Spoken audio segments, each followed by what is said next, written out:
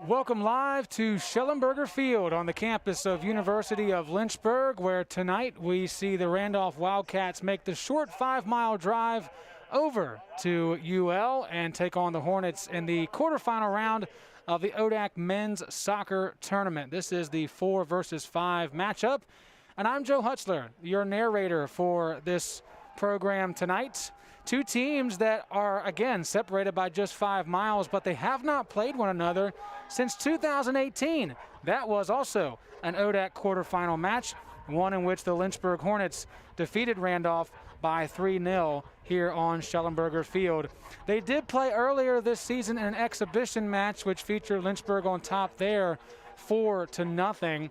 The Hornets actually have won the last 3 matches outright, with the Randolph Wildcats not winning outright since November 5th, 2011. Long drought for the Wildcats, but they'll look to restart here in what we call the second season and get off to an upset in what is the result of a 3-way tie at the end of the regular season. Just to explain that a little bit more, if you will, Randolph, Lynchburg, and Guilford were all 5-2-1. So the second step of that process for the league office is the 5-point tiebreaker, which was modified to apply to common opponents. And sifting through those 3 squads, Lynchburg earned the 4th spot, while the Wildcats played the 5th.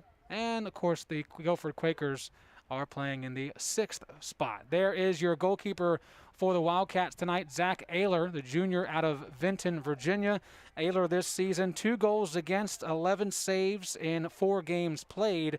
He split time almost evenly with Zach Miles. On the other end, Kyle Gallagher, the senior for Lynchburg, coming in today with 9 games played, 8 goals against, a .765 save percentage, and looking to send his team to the semifinals, which will be played this Friday. Question is, who will it be against and where will it be? With the way the tournament is structured this season, it's all about the highest seed remaining. So even though you have Hampton-Sydney at the 1 spot, if they were somehow to lose before the finals, it would go to the highest seed remaining. So if you are one of these top 4 seeds already hosting tonight in the quarterfinals, you have some hope if you would like to host further into the weekend, for sure. So we will see how that plays out. Of course, we'll keep our eyes over to ODAConline.com, which has the results, the live stats of each contest tonight. We do have Kyle Gallagher behind the play in some pain, it seems. He's down on his hands and knees and now will slowly get up after that moment. That would be a crucial issue for Lynchburg if he's not able to go. And now you see the referee running back to check on Mr. Gallagher. And seems to be all right. I have to admit I did not see what exactly took place there. So I'm not sure what's going on, but hopefully it's nothing too serious for Coach Yeager on your screen and his staff. The Hornets with the most men's soccer tournament championships in the ODAC with 16. Coach Yeager a part of 6 of those. As a tussle ensues along the end line, it's Bailey Kearns driving, and then it's kicked out away, but not out of play. Still in here. Averett looks to cross it inside, plays off the chest, and now rolls it back out to Robles. One touch, Mackey inside, quickly kicked away by Wade Hall. And a whistle for that little contact and foul. Let's run down in numerical order the rest of your starters for the Randolph College Wildcats. Kyle May, Noah Carney, Steve Martinez, Ben Grease, Evan Blow, Tucker Liveroni, also Torrey Brown, Ashton Poithres, Wade Hall, and Brandon Betts. For Lynchburg, it's Seth Dale, Josh Auger, Luke Mega, Kenny Robles, Nick Foley, Bailey Kearns, Monzi Shalita, Carter Averett, and Joey Daly. That is Seth Dale tossing it in and looking for Kearns.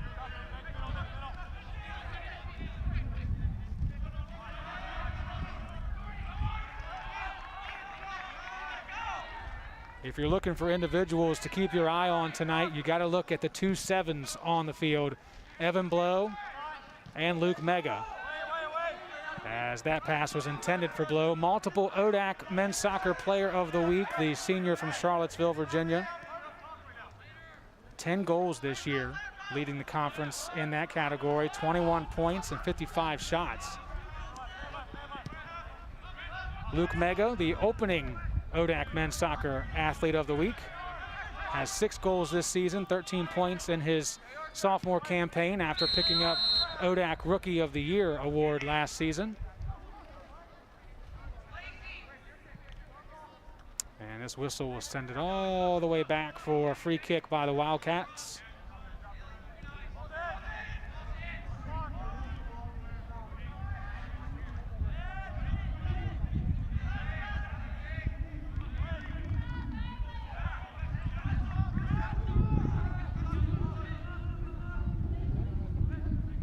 As you can tell, a little breezy coming through Schellenberger Field. Nothing too serious. It's actually oddly, based on the corner flags, coming off of Hopwood Hall, which is across the field where you see the red stands. Wind is coming that direction, blowing across the face of Kyle Gallagher. Typically, it comes across that Hornet statue we showed you at the top of the broadcast and swoops in that way. But the corner flag on that end of the field is as still as it can be. A sweltering day today. Felt more like summer at certain points of the afternoon, getting up to the high 70s. But now becoming a perfect night for some soccer. Interesting to have it in the spring, of course. But hey, we're just happy to be having it. This time last year, we were struggling to figure out how we could do everything we normally do online. We certainly have come a long way as a society and making that happen. Whistle and a foul, so free kick for Lynchburg.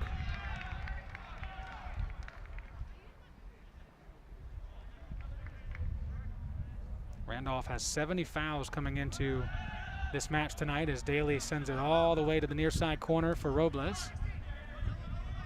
Robles works with it, trying to find some space to cross. And nothing doing. Good defense between May and Blow. Nothing there for the Wildcats. And then a nice header from Wade Hall to keep that ball from getting in there to Mackey.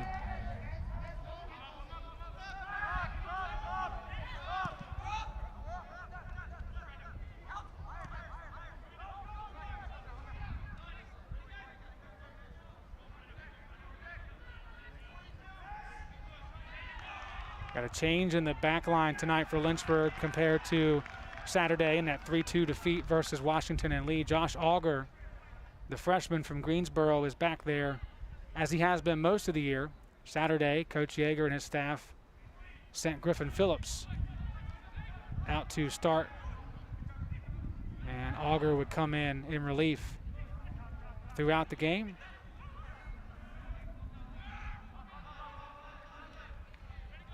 Auger, in fact, has played in every contest and up to that point had started every match as well. A little too much mustard on that pass. Leverone was not able to get to it in time.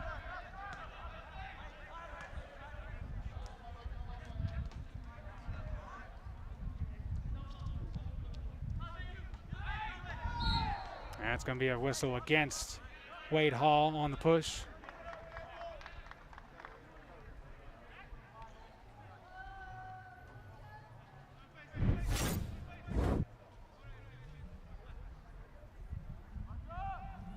If you remember, well, wasn't that long ago, I was talking about the way the highest seed remaining part of this tournament works. We're already seeing a change in that as this one outswings to Foley, who gets it back inside, and Auger can't finish. Randolph does a great job of keeping it away calmly, and then twice going after it was 14. That's Torrey Brown, who got up and kept the ball out on an excellent chance for Lynchburg. Looking at it one more time, beautiful ball from Mackey that finds the big head of Nick Foley. And I mean that in a loving way as possible.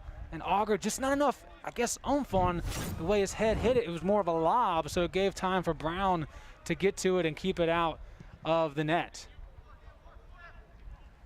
But back to my point earlier about upsets. Roanoke defeated Washington and Lee today. The first loss of the season for the Generals. 1-0 was the final. That's a number 7 defeating a number 2. So the Generals are done. And of course you assume if it goes chalk, 1 and 2 will host on Friday in the semifinals. But now you have a situation where that 2 is not there. So highest seeds on paper would be 1s and 3s that would host in the semifinals, and that would be Hampton-Sydney and Randolph-Macon. Right now, 37 minutes to go in the first half. Guilford and Randolph-Macon are scoreless, and then Ferrum and Hampton-Sydney got underway at 7 o'clock. And a quick look over at hscathletics.com. 10 minutes left in that one, and it's still scoreless from Hampton-Sydney, Virginia. So that is extremely intriguing when you think about the way the bracket is set up.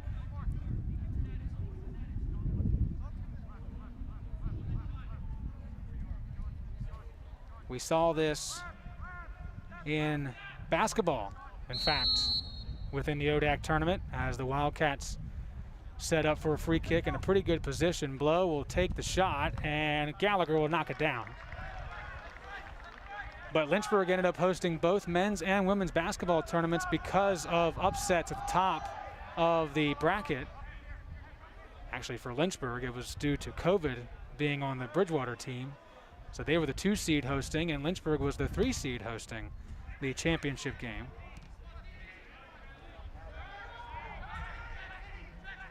So number 2 is done. On paper, Randolph-Macon is now in a good spot to host on Friday if they are able to defeat the Quakers of Guilford College tonight. But, I mean, you got to think about this. The 3-way tie for 4th, 5th, and 6th, all those teams were 5-2-1. These 2 plus Guilford. So it's not like Guilford is a low-winning 6th seed. And think about Roanoke. They're the 7th seed with 3 wins.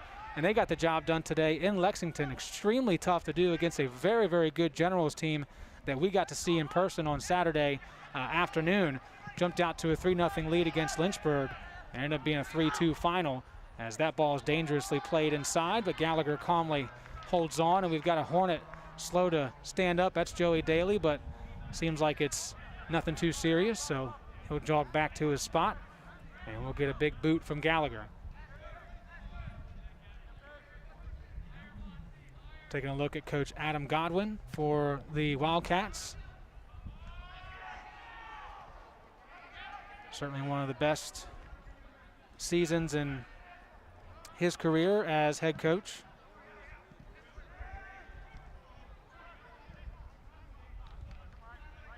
Coach Godwin coming into the program in March of 2018. Just the second coach in program history, of course. This is a school that became co-ed in 2007, so it's a very young program.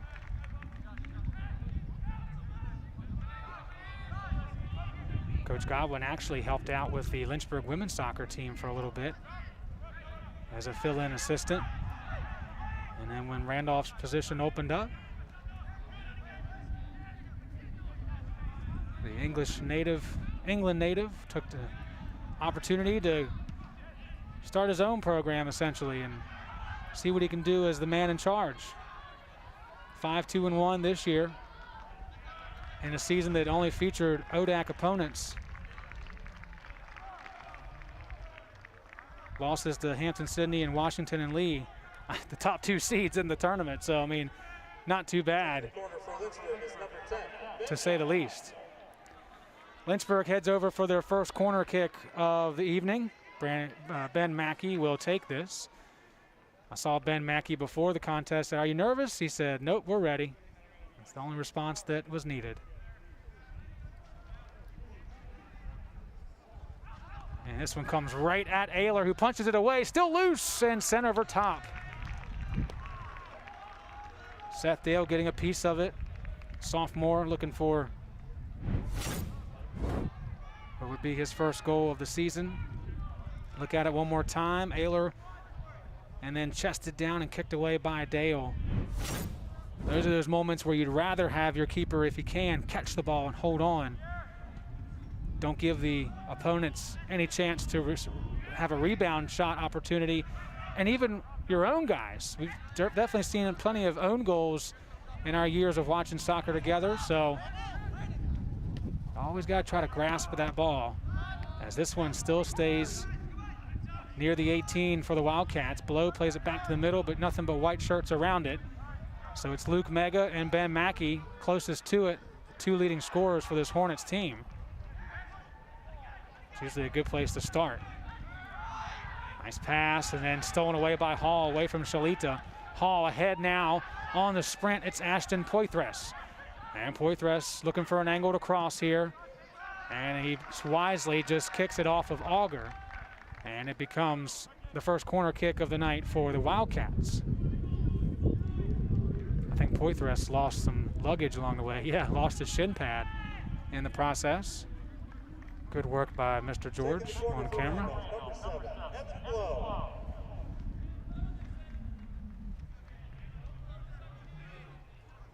58th corner kick of the season.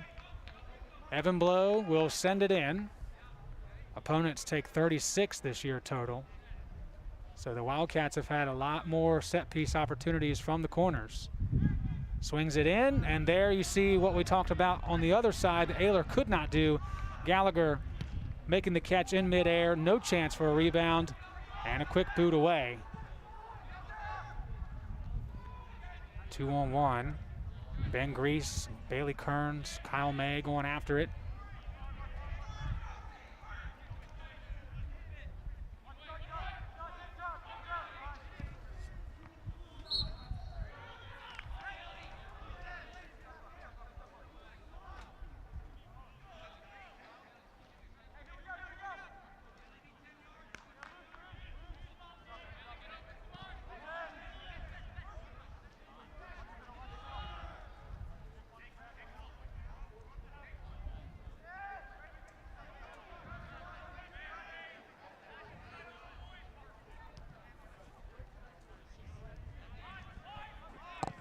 .15 minutes gone by, and a tight one here in the ODAC quarterfinals.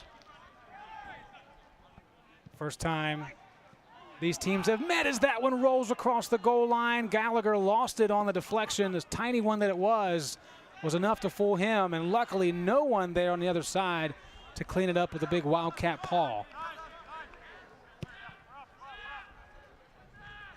3-0 was the final score the last time these programs got together. It was also the ODAC quarterfinals in 2018. They did not play at all in the fall of 2019, which is very rare, as that one is whiffed on and finished from Mega.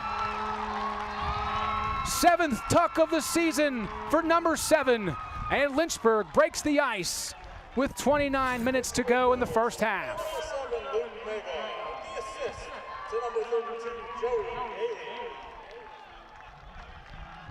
Just laid up nicely on the tee.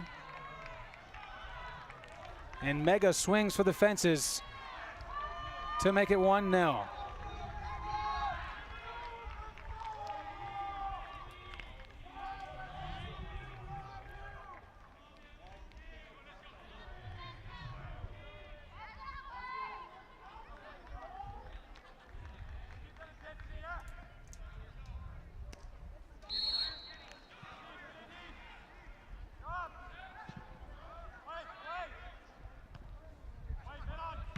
Costly error for a Wildcats back line that has done well in the early goings of this. Just talking about the evenness of the match so far through 15 minutes played. Before that, it was 3 shots to 3. Kyle Gallagher had to make 2 saves already, but that one not really from Lynchburg on a good build, just a mistake by Wade Hall. And Mega took advantage, and now Hall expressing his frustration with himself and shouldering up Ben Mackey, which will lead to a free kick straight on from said midfielder.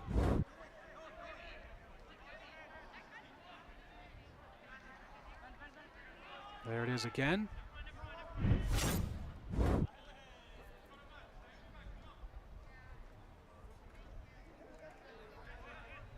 And Mackey looking for a deflection here, and it's actually off the Wildcats. A poorly made decision by Randolph to not just let that one go.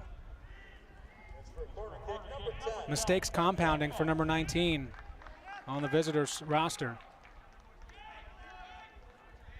And Lynchburg is going to try and take advantage of that mistake. Third corner of the half for Coach Yeager and his squad. All coming from this side of the field. Mackey a little bit lower this time, and it's headed away by May. And once again, May in charge of keeping the ball out of harm's way.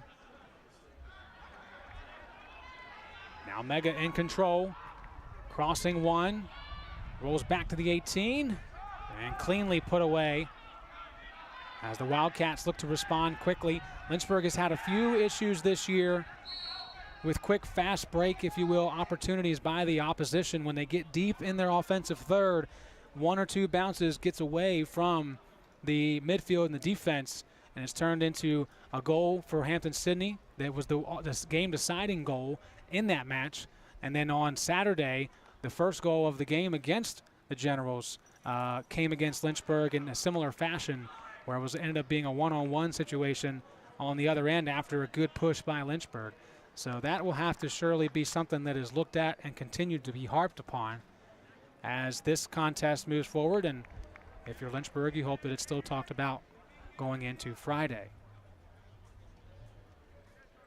Free kick from right about midfield, and Torrey Brown puts it inside the box, and there's Gallagher again, just reaching up high over top everyone else. 6'4", 180-pound senior from Haymarket, Virginia. Made the biggest save of the season in 2019 with that shootout save against the #1 Tigers of Hampton-Sydney, putting Lynchburg in the title game, a 1-0 loss to W&L, but it was a beautiful semifinal night to celebrate, as this becomes a dangerous play for Randolph's defense, and Shalita tripping and falling over the ball allows Ayler to scoop it up.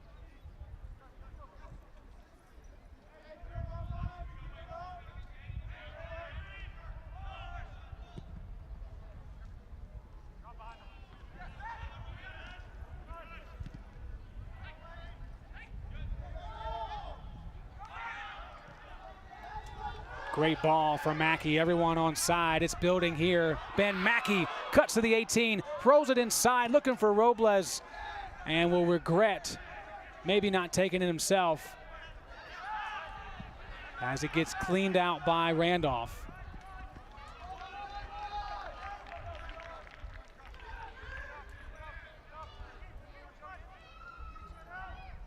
Great work building it up, and fancy feet work that'll be worth watching again later.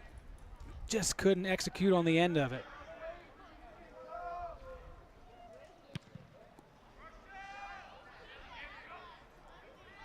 Robles gets that one.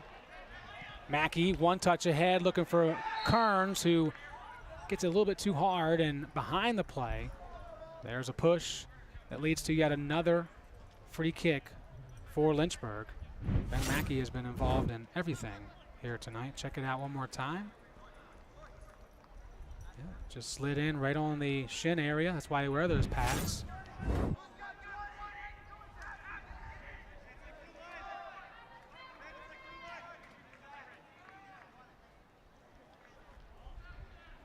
And once again, it will be Ben Mackey, senior from Leesburg.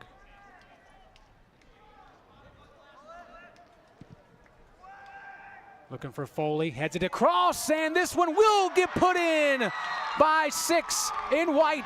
Josh Auger gets it done at home, his second goal of his freshman campaign. The first was off the bus and in the venue. Tonight, leaves the locker room and puts Lynchburg up 2-0.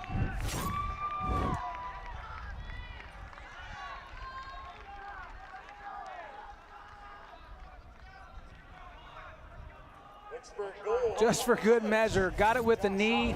Momentum probably would have carried it through, but gave it one more swift kick. And it's the freshman from Greensboro, North Carolina. Nick Foley had the header that got it inside the box. But it was Auger who finished. And Lynchburg in firm control with 23:30 to go in the first half.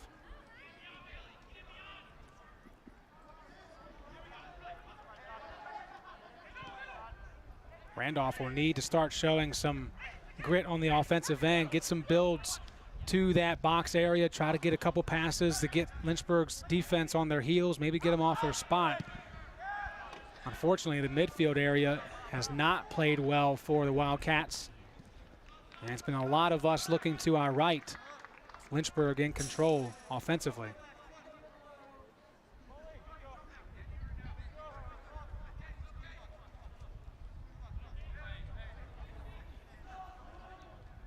Bailey Kearns, another senior, part of a senior class that is 45, 12, and 11 in their 4 seasons.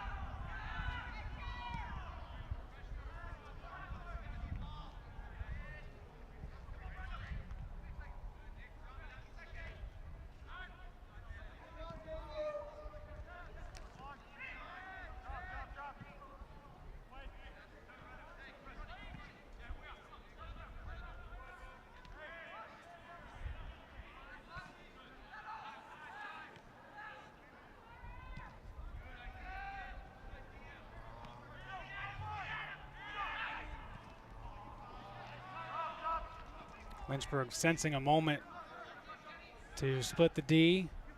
May was there, though, to send it back, but it's just so quick. There's chances for Randolph's offense, just not enough as Ayler collides with Mackey, and then Shalita sends it well over the target.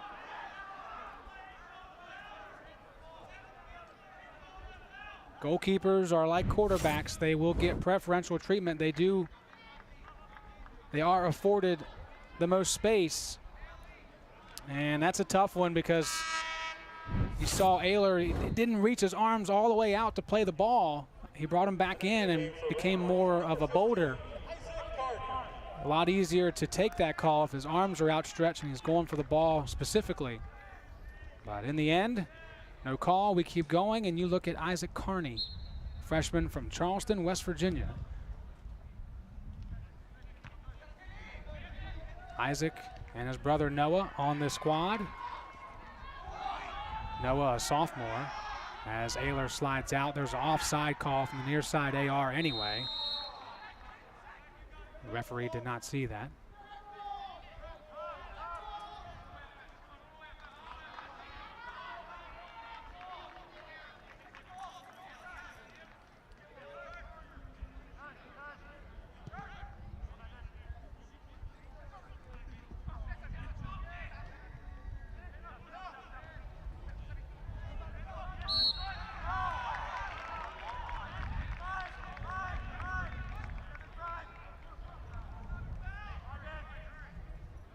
Free kick here for the Wildcats. Great opportunity. This is what you need. You're only down 2. 1 goal here with a little less than 20 minutes to go puts you right back in this. And a great position to have a free kick, just about 19 yards away. As you can see the foul there on Shalita. Isaac Carney getting involved right away to help his team out. Sometimes it helps being on the bench to start. You can see where you can play a big impact. We'll see if Blow goes right for the goal here. And he goes low instead, and that wall unpierceable for Lynchburg. An opportunity gone by for the Wildcats. You don't know when those chances are going to come again.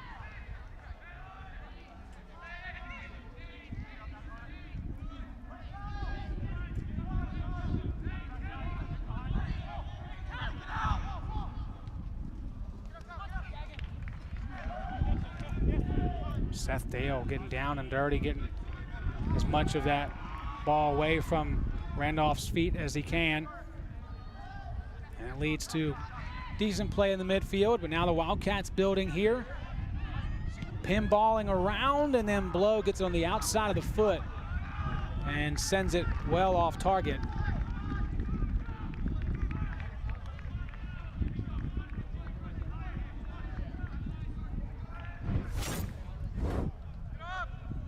Look at it again. Good pressure from Poitras just to apply pressure. That's what the Wildcats have been missing, the constant applying of pressure on this back line. Make them work for it. Make Gallagher work for it.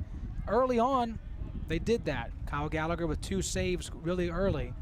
But since then, not a whole lot that they have been able to do, especially with rebound chances, building through at the 6. All of that hasn't quite come to fruition yet.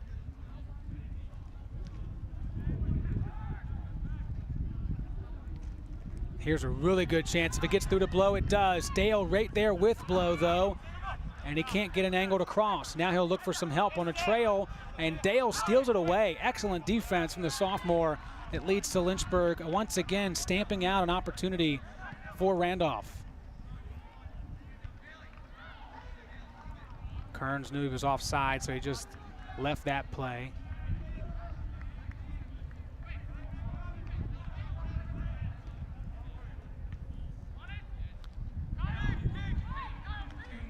Right idea from Steve Martinez. I beg your pardon, that was 16. I thought it was Poitras, but I made an assumption. You know what happens when you do that.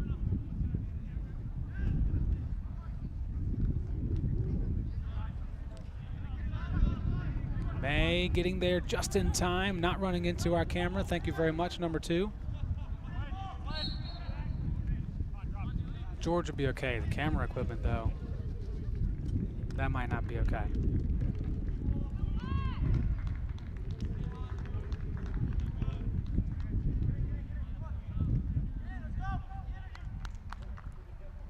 Free kick from close by. You can see the big clock in the background. 16 minutes to go. Lynchburg out shooting Randolph 6-5. As the wind picks up, blowing near and toward the goal of Gallagher. Nothing coming from that set piece. And a change here for the Wildcats. Entering the game for Randolph, number 8, Wes Bohr. There is Wes Bohr, sophomore from Lovingston, Virginia.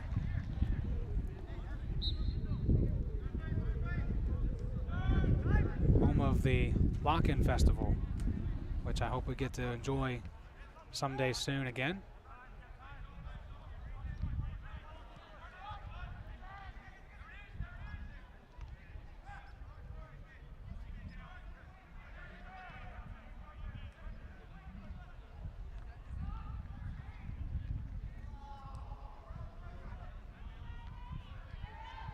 Good win by Kearns in the midfield to head it on the other side of the turf, and it's going to be a Lynchburg toss here.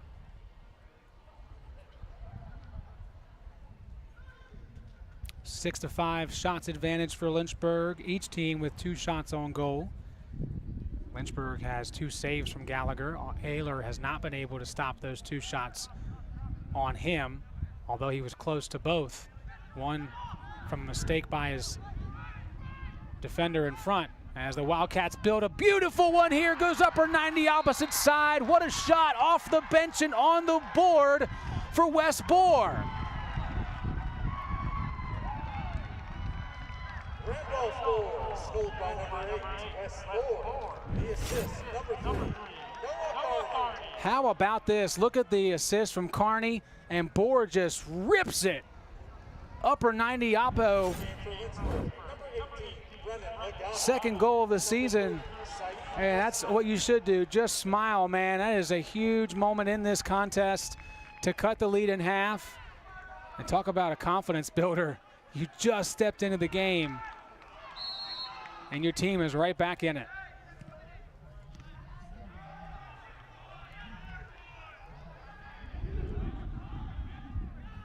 Lynchburg did make a change on the midfield and offensive side, or forward side. Saeed Usman and Brennan Lagana have checked in for Lynchburg. And now a foul against Mega will put Randolph in another good spot for a free kick. Lynchburg has fouled more than Randolph, 7-5 now. One of the worst things you can do, of course, is to foul and give the team that is down by a deficit free opportunities. That's what's happening here as Blow uses that left foot, keeps it low, and it will be skied up and away off of Lynchburg. And a corner kick for the Wildcats. This is their second of the half.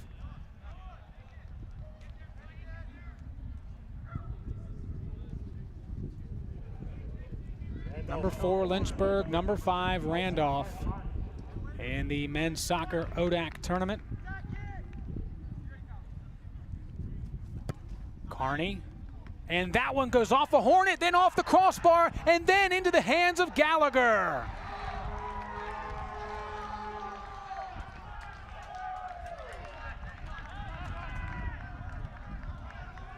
I don't know how that did not cross the goal line, but it came inches from doing so.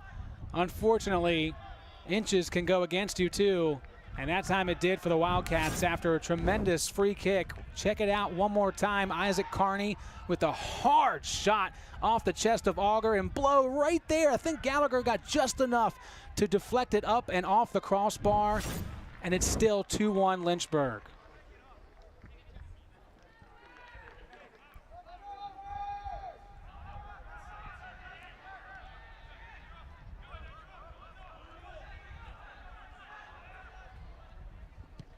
Now it's Lynchburg who needs to find a little bit of that big mo they had in the first half of this first half of play.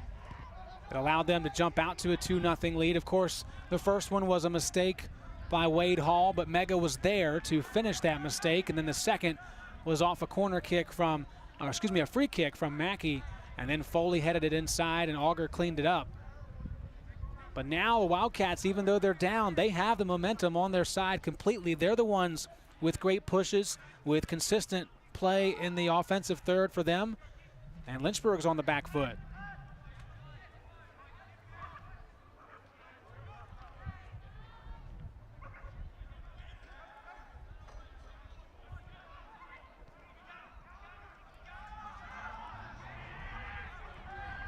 I cannot get over how much Carney crushed that ball on the corner. You just don't usually see that. A lot of high in swinging or even some out swinging depending on what your set piece is and who's in your personnel. You see that frequently, but Carney just put a bullet inside. Might have even hurt Auger's chest a little bit.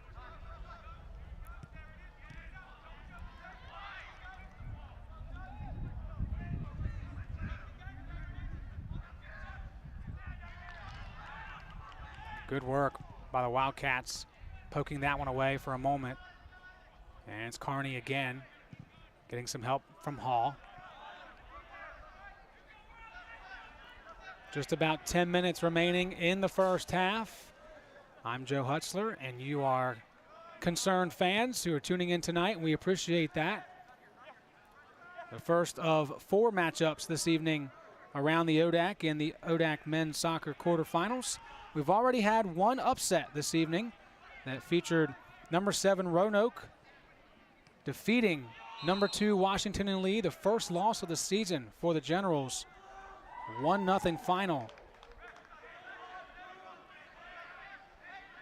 Guilford is at Randolph-Macon tonight. And we also have number 1 seed Hampton-Sydney hosting number 8 Ferrum. And right now, another top seed is in trouble. 13 minutes to go in the first half. Number 6, Guilford leads number 3, Randolph-Macon 2-1. So if that holds true and this result holds true, Lynchburg will be hosting as a 4 seed on Friday night. I know why they're doing it because of the COVID restrictions, but I kind of like this reseeding after every round and playing at the highest seed remaining. It gives those teams in that 3rd and 4th positions even further, depending on how things go down the list, still gives them a chance to host a playoff game, and that is a huge deal for any athlete, any department really, when you get to be in charge, as we are tonight, to bring the action to folks, be a part of history in a really good environment that we have here at Schellenberger Field as the Wildcats continue to build near the 18, and it'll stay on this end. They have controlled this contest since about 25 minutes, 20 minutes to go in the first half.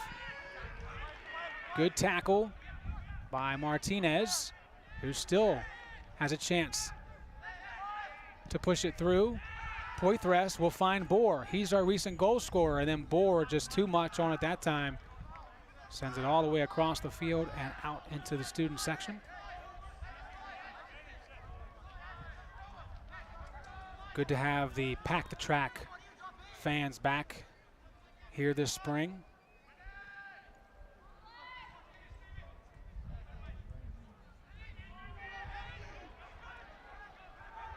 Chance for Lynchburg to respond. A beautiful ball from Mackey finds Lagana to his left foot, and Lagana off the post, rebound not there. 2 times tonight, each goalkeeper's best friend have been there to get big, put the elbows out, and keep the opponents from putting another on the board. Look at this, a beautiful feed by Mackey, and then Lagana with the left foot. A piece of it came off Ayler, more of it than a piece got off the post. And Usman just could not beat Carney to the ball.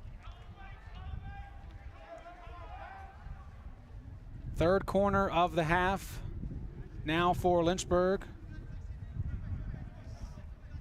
First time it's been over here, so the first time we've seen Joey Daly. With that left foot, sends it all the way across, and Foley's going to be called for that foul. He's desperately trying to get to the ball, and at the end of it all, put his left shoulder into the back of Wade Hall.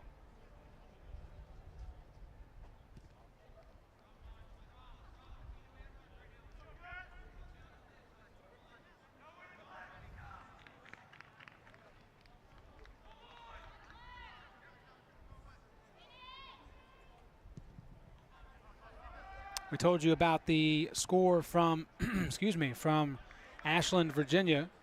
We will update you as well. Number 8 Ferrum and number 1 Hampton-Sydney right now still scoreless in the first half. And intriguingly enough, the clock on that game has been stuck at about 36 minutes to go in the first half for a while. So I don't know if there is an internet problem there, or maybe a quick lightning storm has come through and halted play for a little bit. But no halting of play here as Mackey goes for it and just misses outside of that 90-degree angle corner.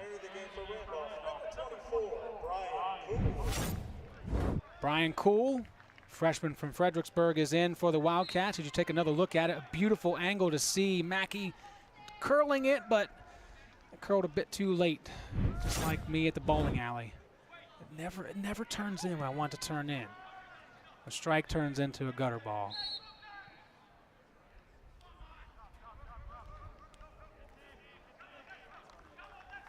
Hello.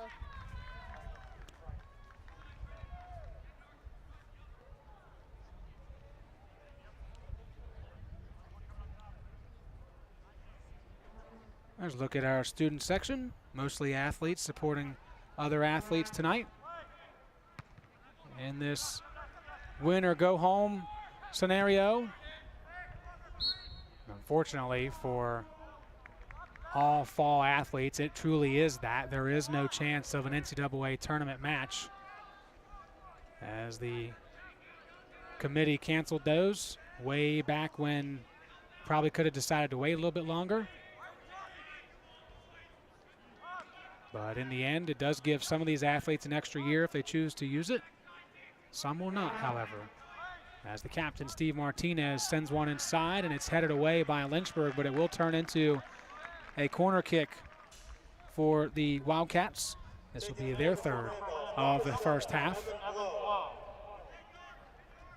All of them except for one coming from over there, so we've seen Evan Blow a lot. See if he continues to rainbow it or go with the Carney method and slingshot it. He does go hard and low, and this time Mega was there waiting for it.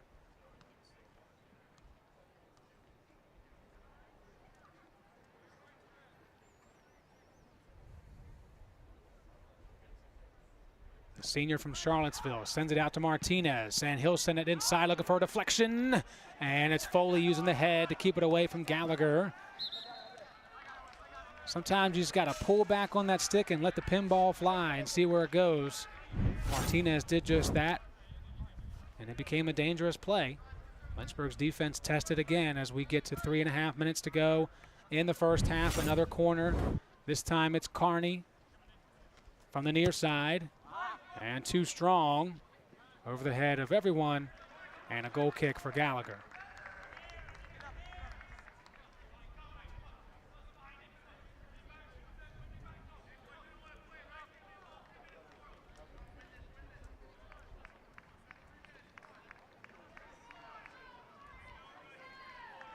Coach Godwin looking on, is going to have a lot of positivity to take into halftime if the score holds as it is. Yes, they are down, but they are controlling play as we head to the break.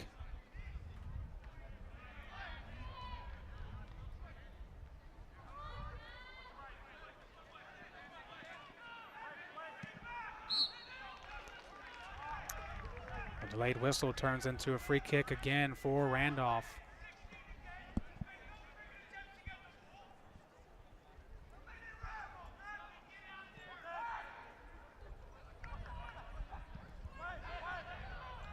Low bouncer.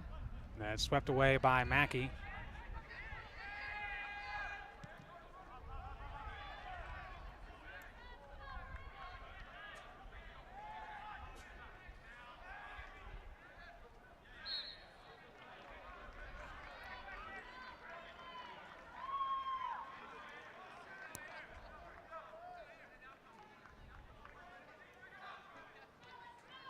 Under 2 minutes to play. Lynchburg looking for one more chance to build up and possibly get a shot, but instead it's the Wildcats sprinting back. Here's Blow building and getting it back, looking for the man who gave it to him. That would have been Noah Carney. Instead, Lynchburg's defense did a good job of being there, clearing it away, and we'll try once more to get it through the midfield area. Mackey just sends it to a spot. Mega doing all he can to sprint to it, and Ayler forced to punt it. Whistle, and we're going to get a card, I think, based on the official stopping the clock. Coach Godwin not happy with it. It's just a warning at the moment. Look at it again.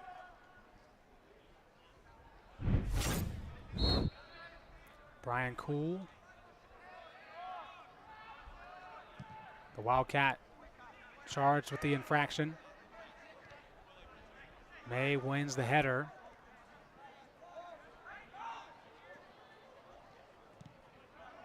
One minute remaining in the first half. And you hear the PA announcer tell us all there's 60 seconds to go in the first half. Lynchburg on top 2-1, but the Wildcats out shooting the Hornets overall 10-9. And really have been in charge for the better part of 20 minutes. Good chance here near the end of the half for Lynchburg. Joey Daly awaits, now sends it in. Saeed Usman chasing it down. Working in the corner with May.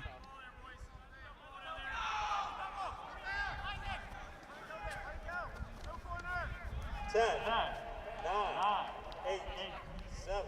And just time wasting for Lynchburg. That apparently is what they wanted to do. And that is how we will end the first half.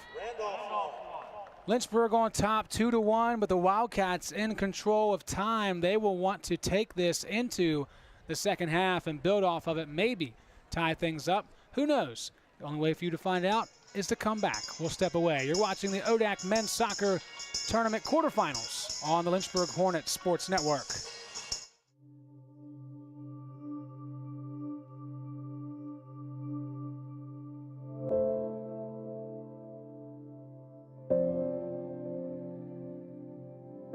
Everyone has a story. A triumph, a time they fell short, a gift, a light all their own.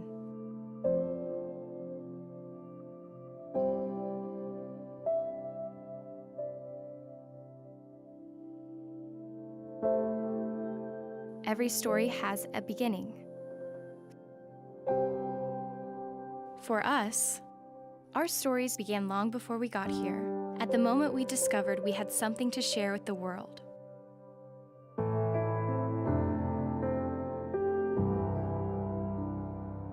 But no matter where we've been, our journeys weave together at the University of Lynchburg.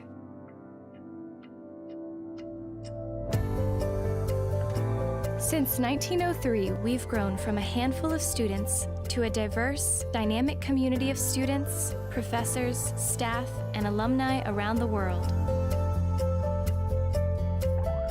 In a community that supports who we are and who we want to be, we're on a journey to find where our passions lead so we can lead others to find theirs.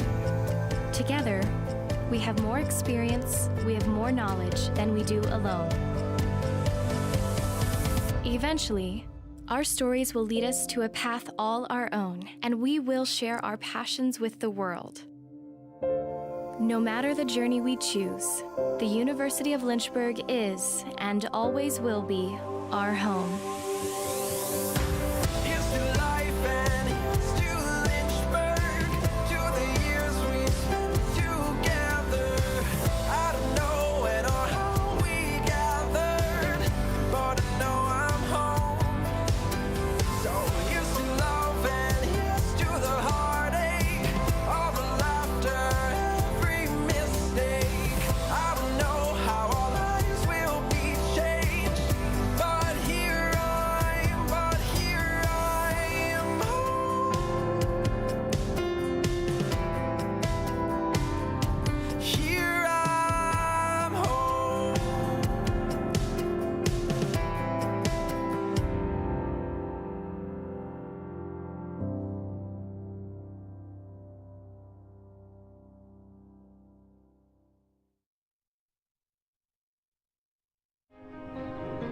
Imagine the complete athlete. Strong, tough, resilient. Imagine the complete fiber. Strong, tough, resilient.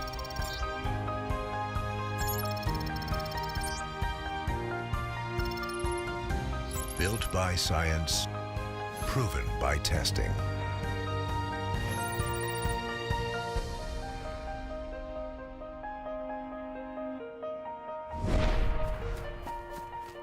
The best way to improve the future is to create it. Field Turf Revolution 360. The complete fiber.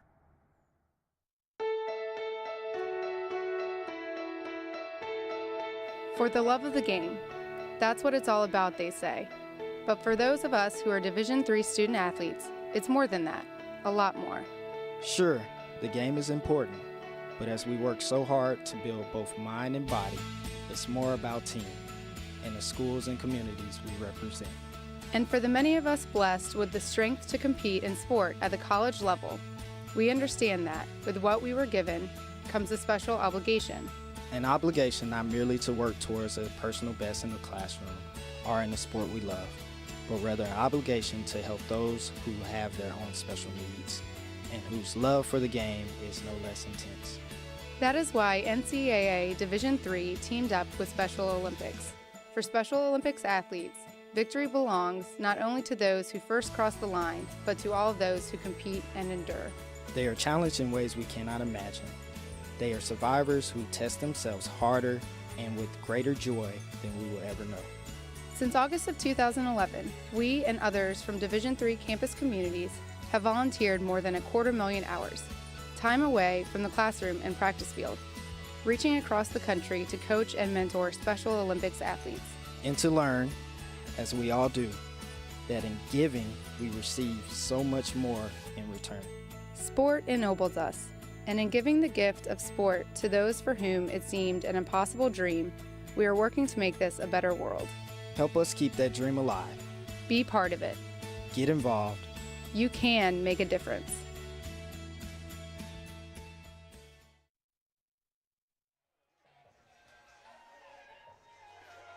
Well, that looks like fun. People just hanging out here on Schellenberger Field, enjoying the beautiful weather here tonight in Lynchburg, Virginia.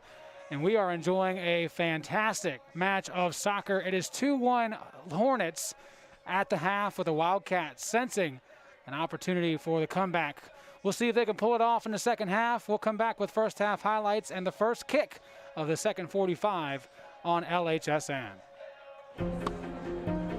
I was looking for a school that could provide me with the athletics, academics to pursue my career, a wind symphony to pursue my passion for music, and really have a nice general atmosphere.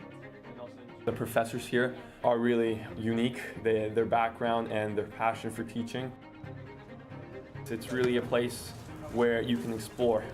Lynchburg gives you the opportunity to fail, but also get back up in that period of time and learn from your mistakes. I can make these mistakes within the school environment, but also with the support of other friends, and be ready for the real world when you graduate.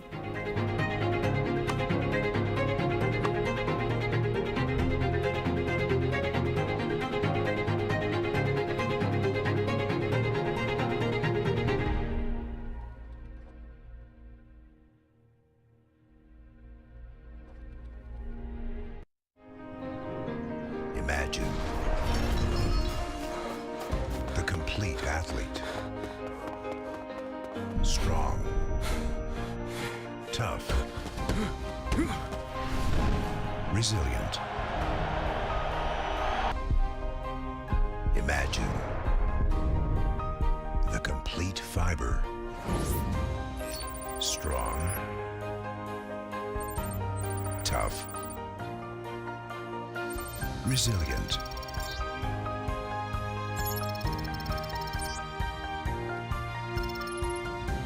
Built by science, proven by testing.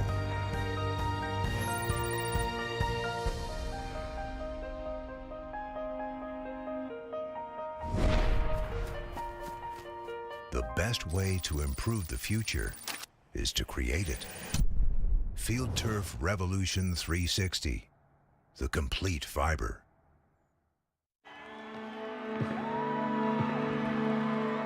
Great moments are born from great opportunity. That's what you have here tonight. That's what you've earned here tonight. This is your time. Now go out there and take it.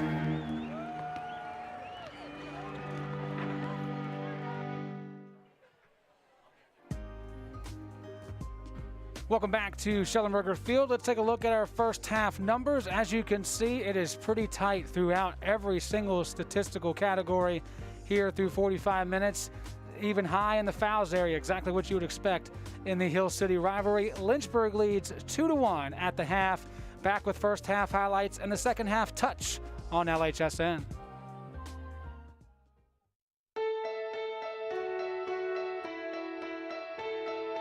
For the love of the game. That's what it's all about, they say.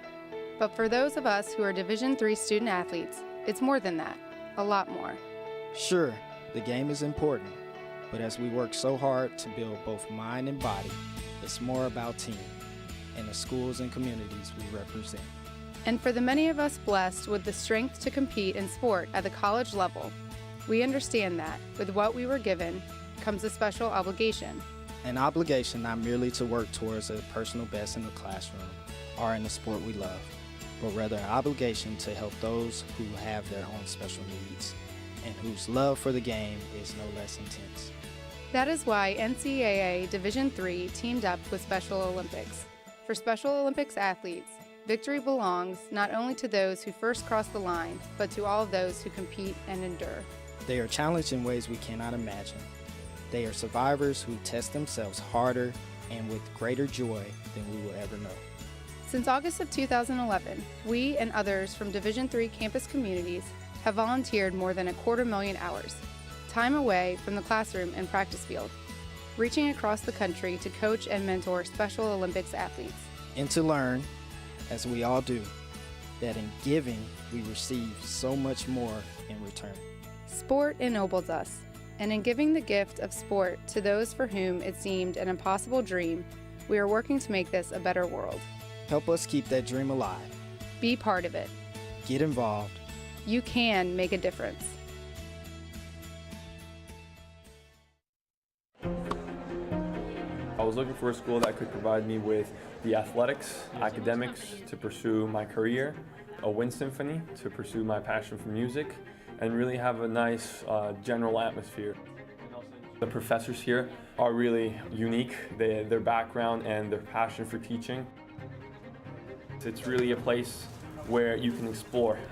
Lynchburg gives you the opportunity to fail, but also get back up in that period of time and learn from your mistakes. I can make these mistakes within the school environment, but also with the support of other friends, and be ready for the real world when you graduate.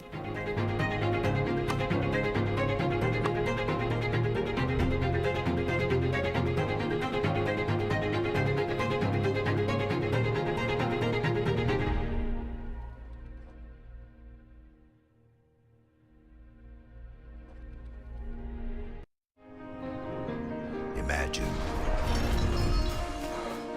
the complete athlete.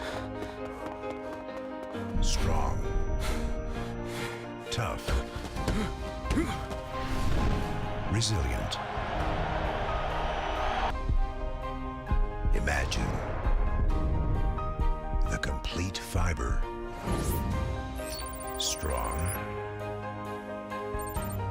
tough, resilient.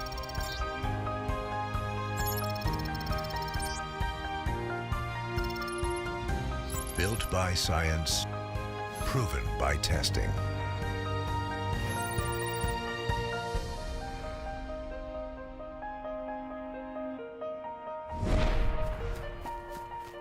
The best way to improve the future is to create it. Field Turf Revolution 360, the complete fiber. Welcome back to beautiful Schellenberger Field on beautiful University of Lynchburg's campus, where the two teams from Lynchburg, Virginia are battling it out for the ODAC men's soccer quarterfinals. It's 2-1 Lynchburg on top of Randolph. And in case you missed anything from the first half of play, well, we're going to show you some of the great goals and saves. And, well, not a great moment there for Wade Hall. Luke Mega taking advantage of the opportunity and getting his 7th goal of the season. Then after a free kick that found Nick Foley's head, it found the foot of Josh Auger for his 2nd goal as a Hornet in his freshman campaign. It was 2-0 then, and then check out this rocket ship from the foot of Wes Bohr. Just literally came in off the bench about a minute and a half before that shot, and his 2nd goal of the season made it 2-1.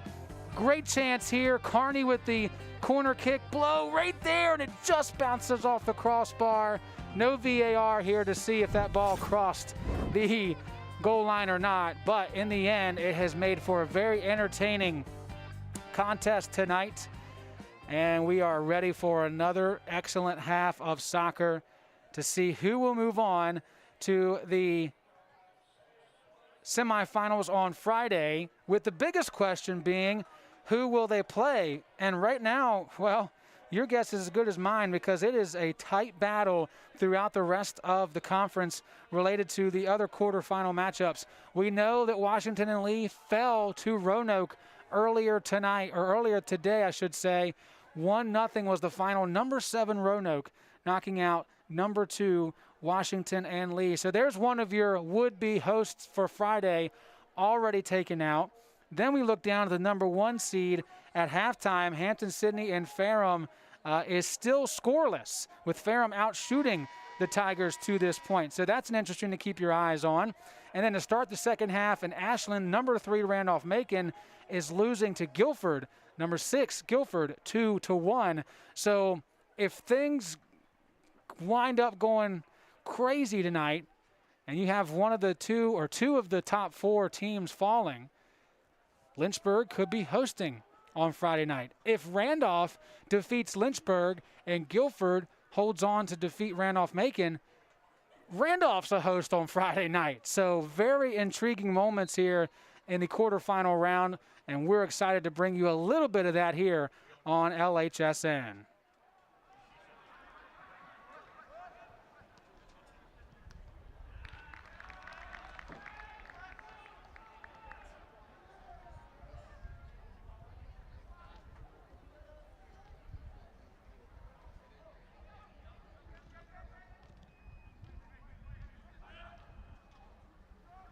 Right away, Randolph trying to build off of the momentum that they established towards the end of the first half, with possessing deep in their offensive end and trying to build on more shots.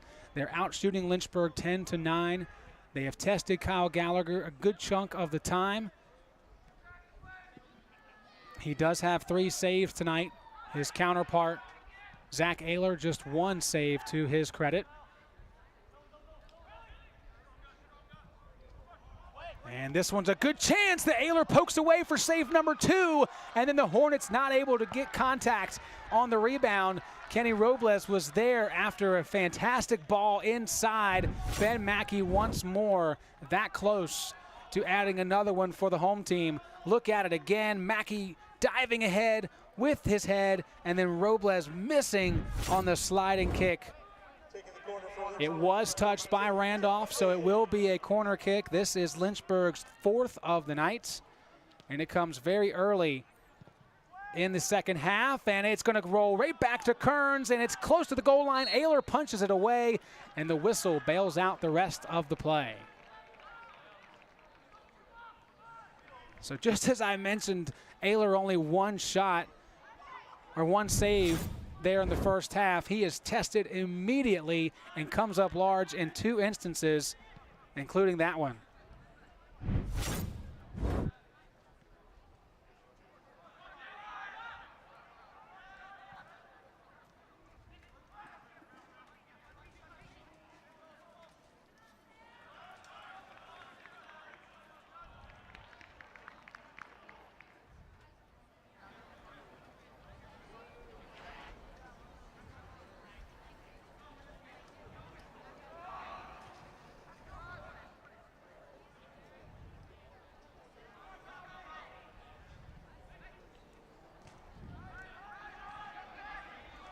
Mackey has Mega on the run. Shalita there too. Mega gets in front of his man, but cannot get that foot out in front, although it will roll across the touch line, and it will be a throw from close to the flag, so it ends up being kind of a corner kick.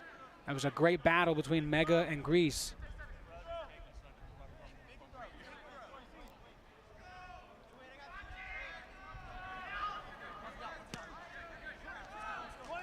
Bailey Kearns will throw this in. Essentially becomes kind of like a corner if he goes inside the box. He will. Sails over the head of Foley. Averitt keeps it in possession of Lynchburg. Now it's Kearns with a harder shot inside, and that one's booted away by the long legs of Torrey Brown. And then kicked away indefinitely by Ayler.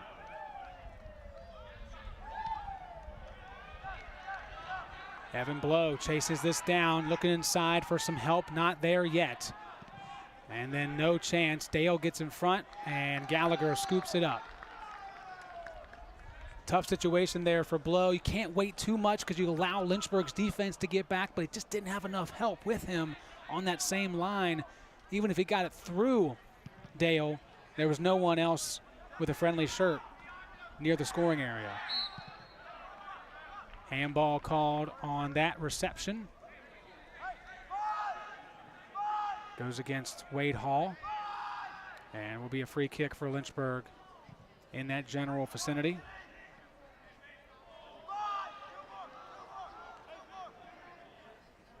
Last time Lynchburg had a straight-on free kick, Ben Mackey swung it out. It made contact with the other captain, Nick Foley, and it was headed back across the goal line for Josh Auger's goal. Now it's Mackey going for it all, not getting enough of a curve once again for Foley. You just get the sense that anything less than a goal for Ben Mackey is just complete disappointment. Just look at him. It's like, oh, come on. Got to be better.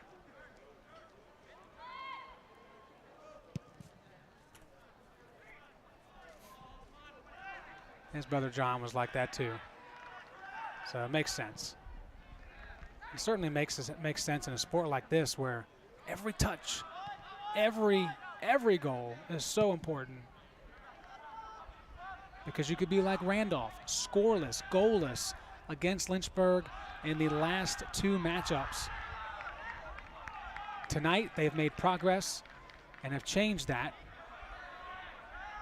with that West Bohr goal. First person in 3 years to score for the Wildcats. That's great for him and great for the program.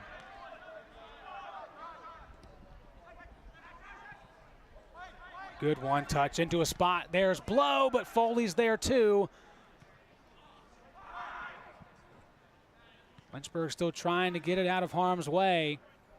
That could have easily turned into the most prolific goal scorer in the ODAC having a wide open opportunity.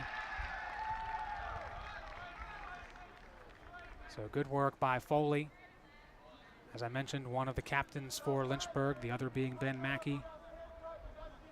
Coach Godwin probably tempted to kick that ball.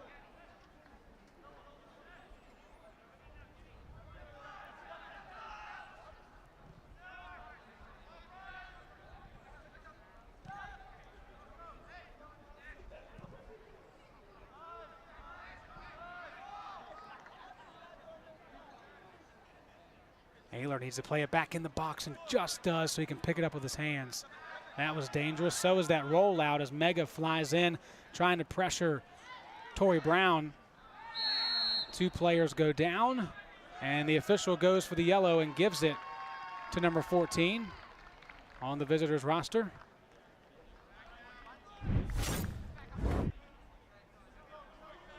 Randolph's yellow card issued to number 14, Torrey Brown.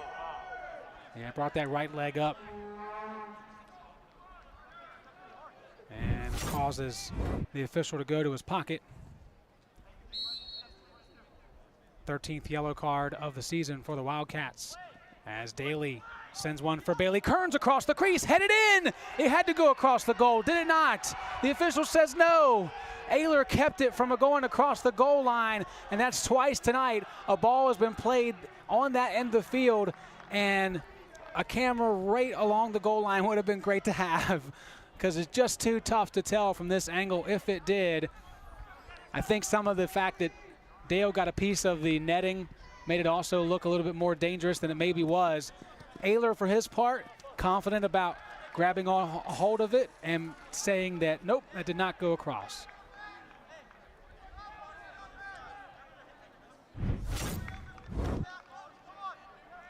Let's look at it one more time. Kearns with a great header across the crease, but not great contact made by, I think that was Mega actually. And Ayler holds on. And during the ensuing sequence, Lynchburg earns their 6th corner kick of the night. It will be Ben Mackey.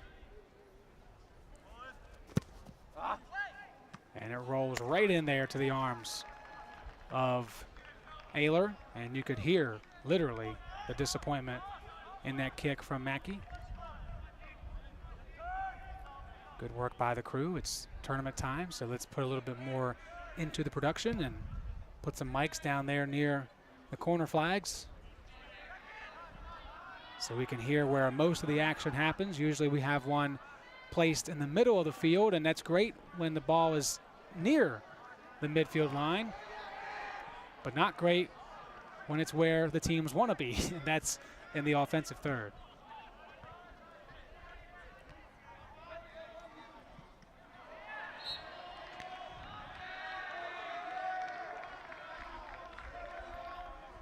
Handball charge to Kearney. And a free kick that Joey Daly will be in charge of.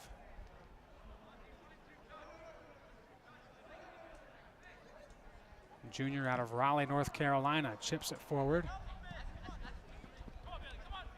And Kearns cannot get there and is charged with a foul in the process of trying to get there.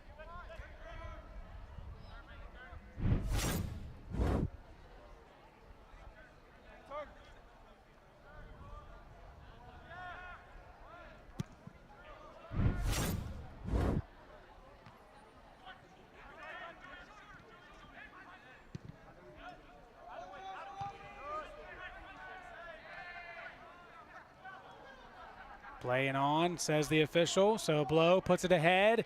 Great pass. It's Poitras, but he couldn't get to a good spot for a shot. Wisely will play it off of Foley, and the Wildcats will get a chance. I beg your pardon, Foley wisely kicking it away, so the Wildcats will have to settle for a throw. Look at it again. Just a bit too strong on the touch there. Poitras could not catch up to it. Now it's the Wildcats pressuring again. Mega and Foley come together with, I think it's Poitras again. Yes, Poitras slow to get up behind the play as he was double tagged by two Hornets.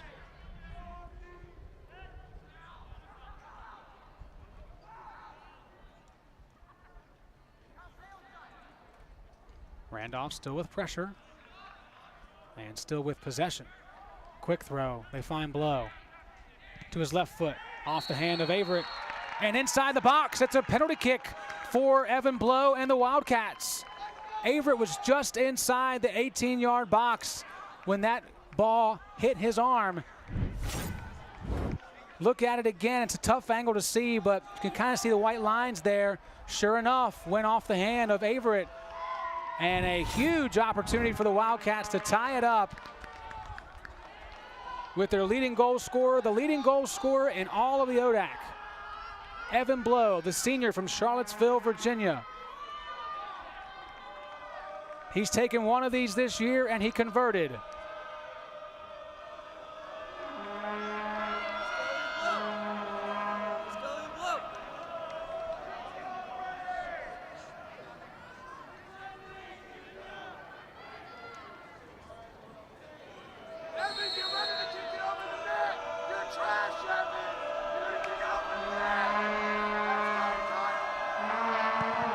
Evan Blow ties it up at 2. Randolph goal scored by number 7, Evan Blow.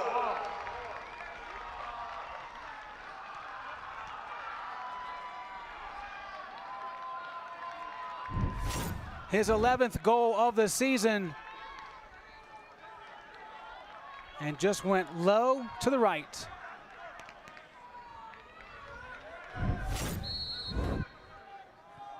New ball game, folks, with lots of time left.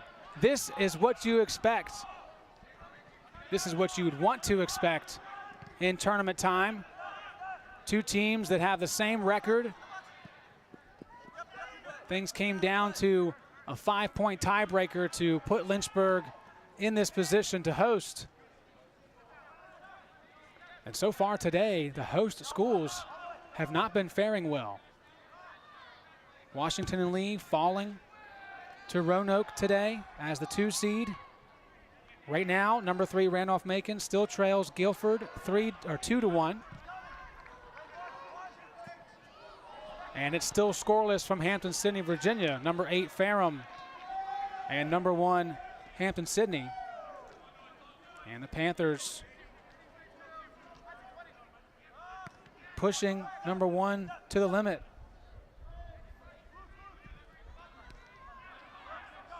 There is no true host of the semifinals.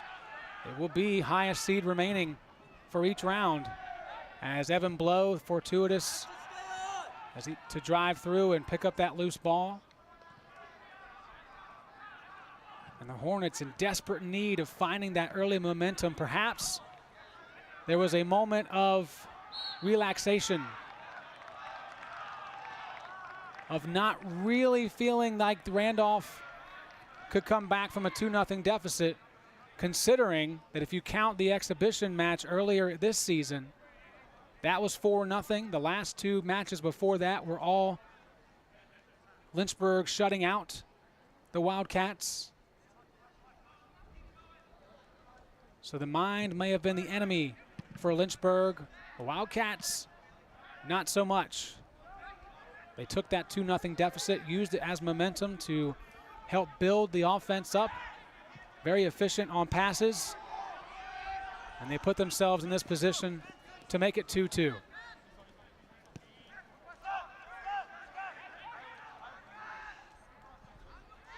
Now it's Lynchburg's turn.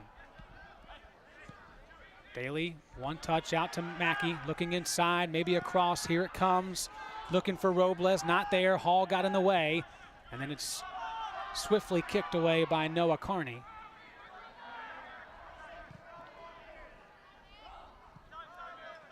And over everyone's head into the hands of Ayler, who now has 4 saves, out-saving his counterpart.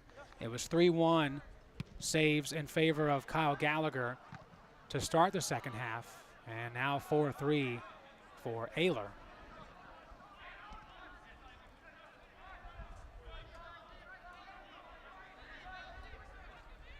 Josh Auger, long kick, offside is Mega.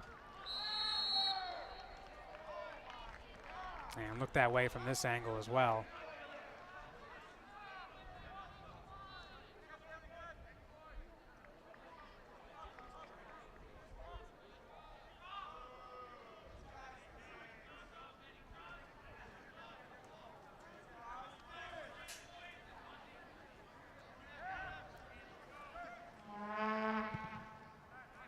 Free kick from Ayler. Ball that's won by Averett.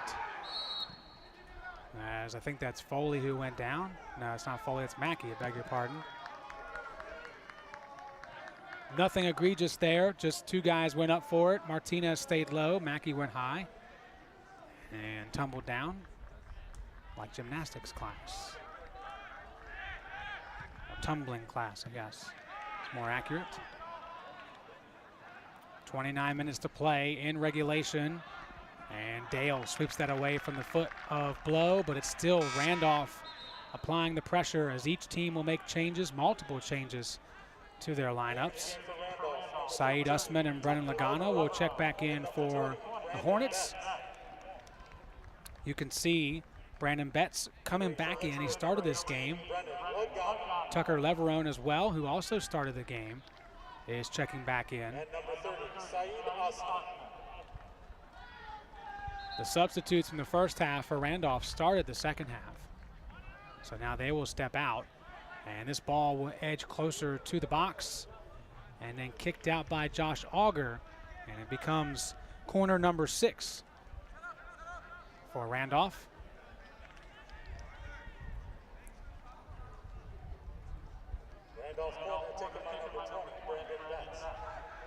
First time we've seen Brandon Betts take the corner.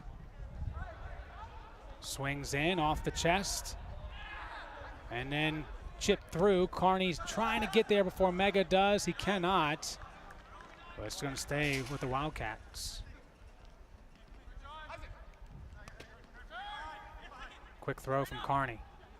Pinballs around and now played along the touchline.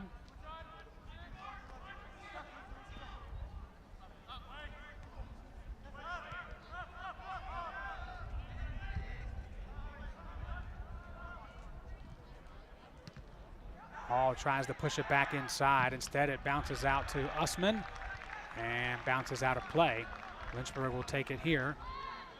And once again, trying to build on some consistent offensive production.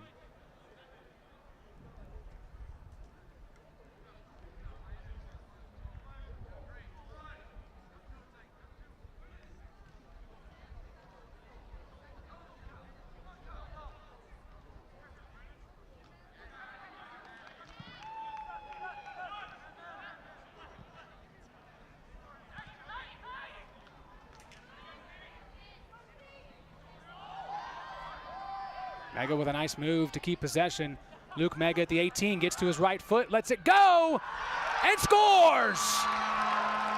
Luke Mega with a mega attempt to finish for the second time today. Number 8 of the season is great for number 7. Check this out. Just enough space to curl it, and Ayler was fooled from the get-go.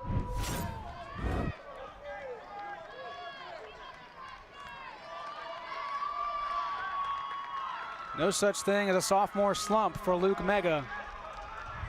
And the Hornets back in the lead.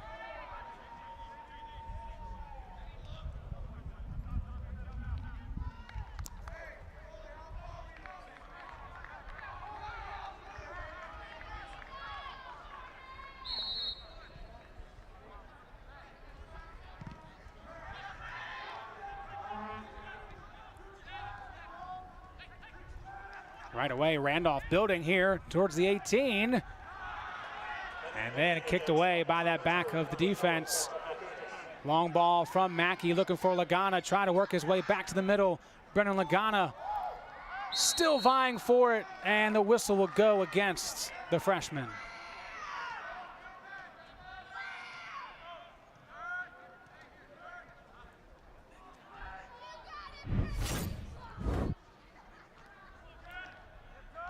Looking at it one more time. Great battle. And Mega just putting that loose arm, off arm around the defender.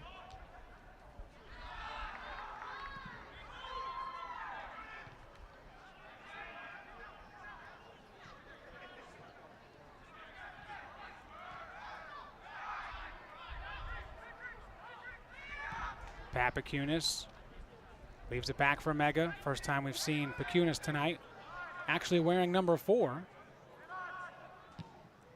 Because, well, they don't know where number 27 in white is. So he's been wearing 4 most of the season, even though his promo shots from the start of the year were in number 27. In fact, it's the one that was used on social media today.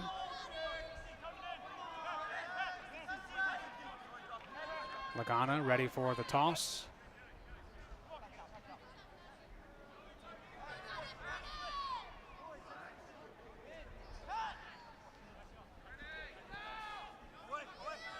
Comes right down to the chest, and Mega puts one on, but misses left. What a great play set up. Lagana directly to Foley, using that rebound off the chest to give it to the top goal scorer on the team. Mega just a little bit wide on the opportunity.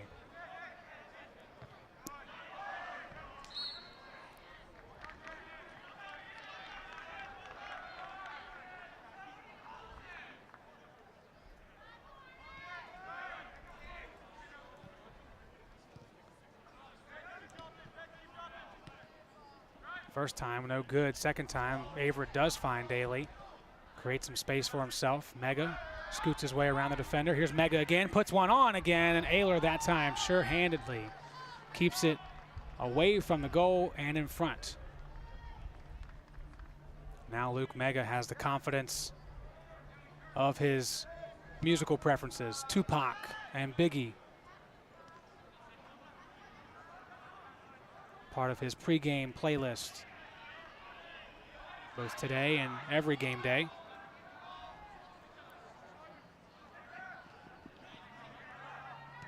Good work here. Blow kind of dribbled it away from himself and lets Lynchburg clear it out to midfield.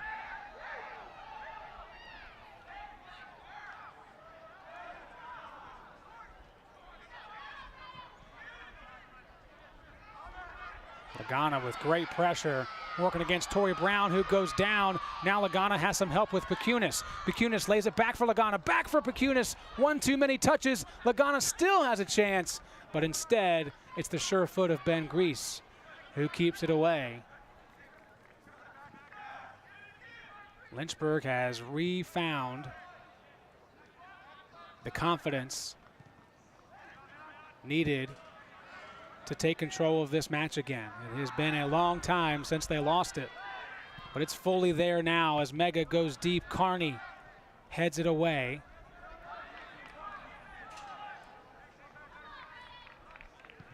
But the one thing that we have learned along this journey together is that the Wildcats will not quit.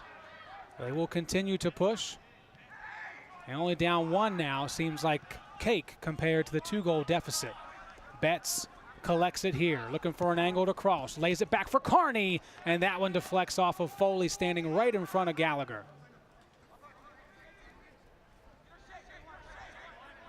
Good setup there from Randolph, as we were just talking about their resiliency.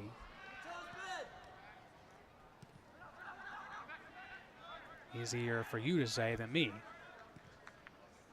apparently.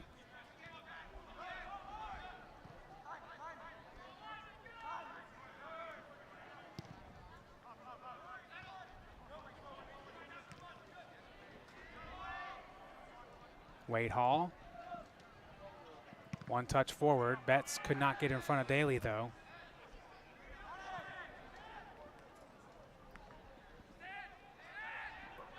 Still, that ball finds its way to Blow. One pass here, looking to get to the left foot, and a chance that's kicked back by Auger. Leverone and Blow working tough near the scoring line, but not able to get it past the last line of defense. Hussman goes down, and a foul against the Wildcats. That is number 15 for Randolph, to go along with 15 from Lynchburg. Looking at it again. It's almost, thank goodness we have fouls, because what other replays would we show you? Those are the ones we have the most of. Of course, we're getting close to 15 minutes to go. That's when we'll try to recap what we've seen so far with as many of the 5 goals as we can bring to you as we get closer to the end.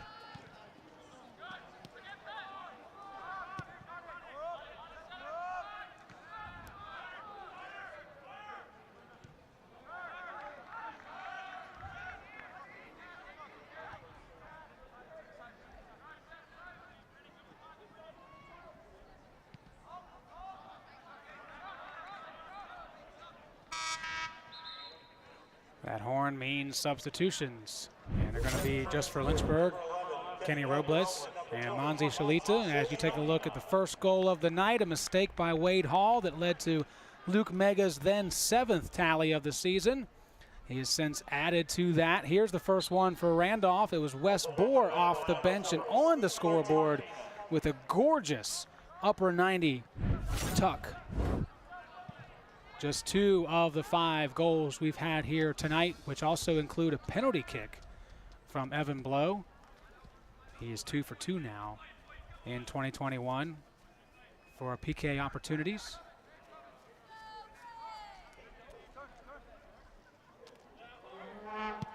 Zach Ayler, who's had a very good second half.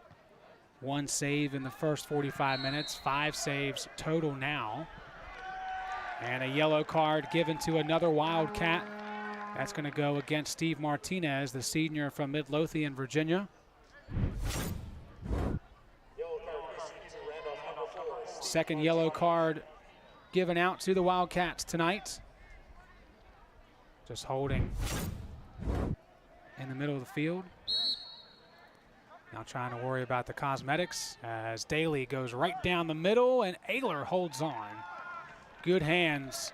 We saw in that first shot of the night for Lynchburg, Ayler gave up a rebound opportunity. Lynchburg didn't take advantage of it, but since then, everything has been like glue on those gloves for Ayler. He's been able to hold on each time. And of course, crucial now with less than 20 minutes to go. Your team down by 1. Anything close to the hands has to be held on to. A whistle and another foul. And this one going against Nick Foley and putting Randolph in a good position just outside the corner. I mean, just inches outside the corner of the 18 box.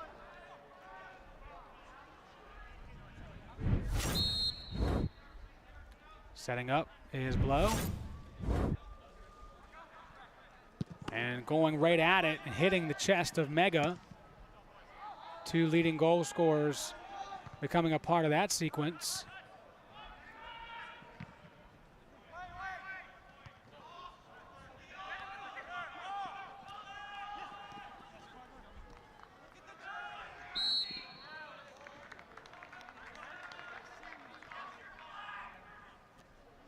Averett with yeoman's-like work forces the foul to be called against Randolph.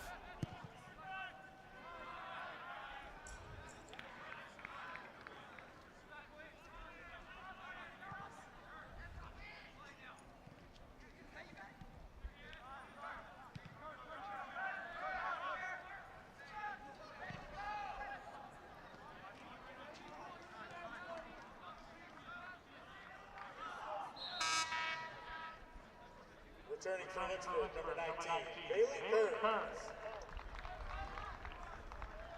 Bailey Kearns returns for Lynchburg, right there on your screen. An imposing figure as he trots onto the turf, making his presence known right away on that toss.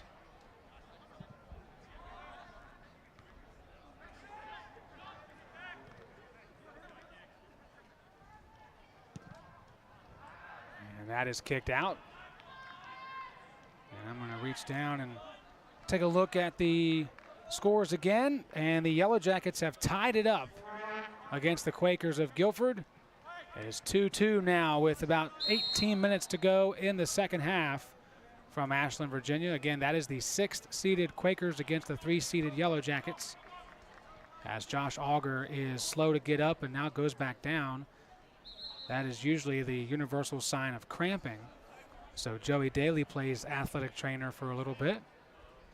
Also back in midfield, we've seen since that foul was called on Steve Martinez, Martinez has been stretching out a lot, trying to get those calves stretched out. This is the first really hot day in Lynchburg, Virginia. It got almost to 80. I know it doesn't sound hot, but the constant sunlight today, not much shade, really made it feel hotter than we've been used to recently, of course. I mean, shoot, last Friday I was wearing a coat. It was in the 40s, and it was down and freezing overnight. So big contrast in just a few days' time as Auger's going to get some of that power rate in him. And Ben Mackey's going to return for the Hornets.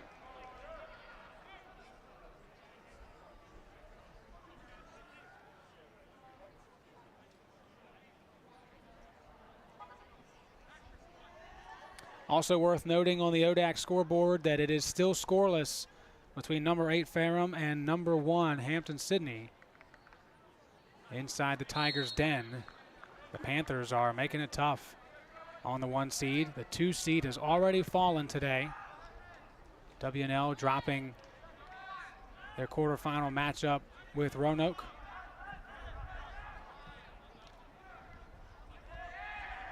If Ferrum is able to pull off a huge upset, that puts Lynchburg and Randolph-Macon in a good spot to host on Friday in the semifinals. If Lynchburg holds here and if Randolph-Macon can add another to that 2-2 match in Ashland, Virginia. This is good stuff. This is fantastic playoff soccer as there's an offside call for Brennan Lagana. I beg your pardon, Kenny Robles. Brennan got really tan over the weekend, so I just made an assumption without looking at the screen. Apologies for that.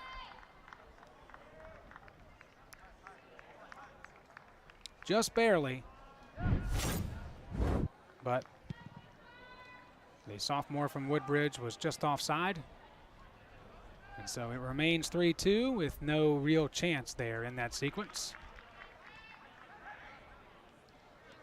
Just less than 15 minutes to go in regulation.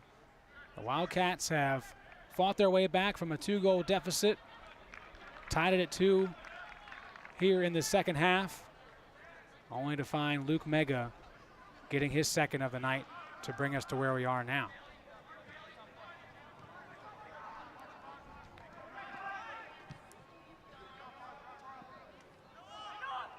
Breaking through is Carney. Noah Carney working all the way inside, looking for a trip inside the box. No call this time as the Wildcats wanted yet another penalty kick. Instead, it's Carney, the other, getting it to Betts and going low, and there's Gallagher falling on top.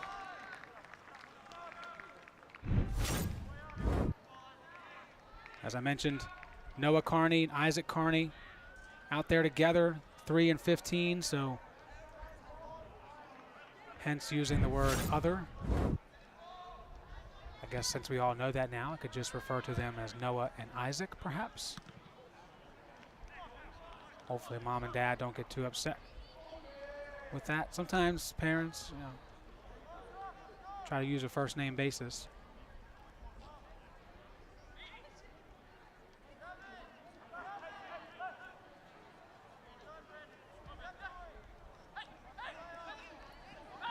Kearns desperately looking for space, and he'll get some due to the foul called against Randolph's Torrey Brown.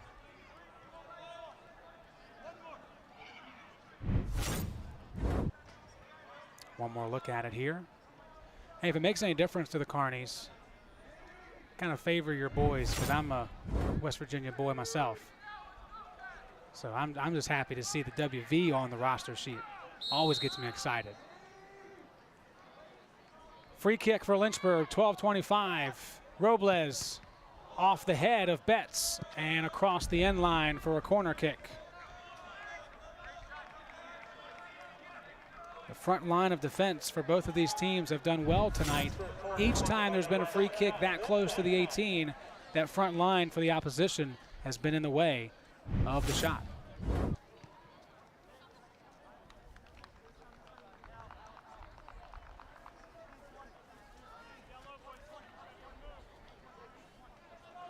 Sixth corner of the night for the Hornets. It's Mackey in swinger, headed away by May. Rolls back out to Mackey again. He'll try it again, this time on the other side. Kearns thought about it, and wisely everyone just lets it roll across the end line. Josh Auger just came back in for Lynchburg, by the way. And you can see on your screen, Wes Bohr and Ashton Poitras returning for the Wildcats.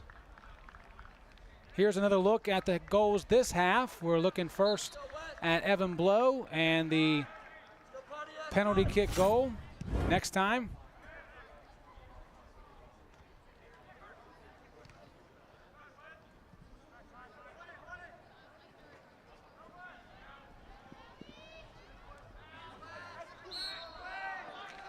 Whistle and a foul. There goes against Bohr.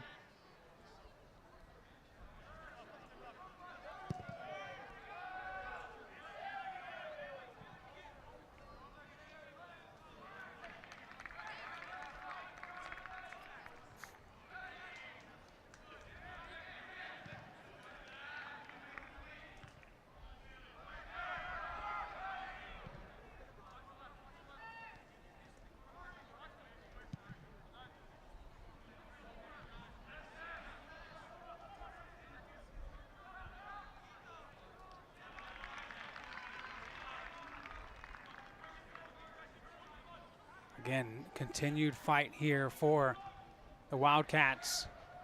They will not give up, especially when you're in a game and you know in that particular game you can come back because you've already done it. So there's certainly no real nervousness, no real concern, even though we're now under 10 minutes to go for the Wildcats. They certainly believe in themselves that they can tie this up again.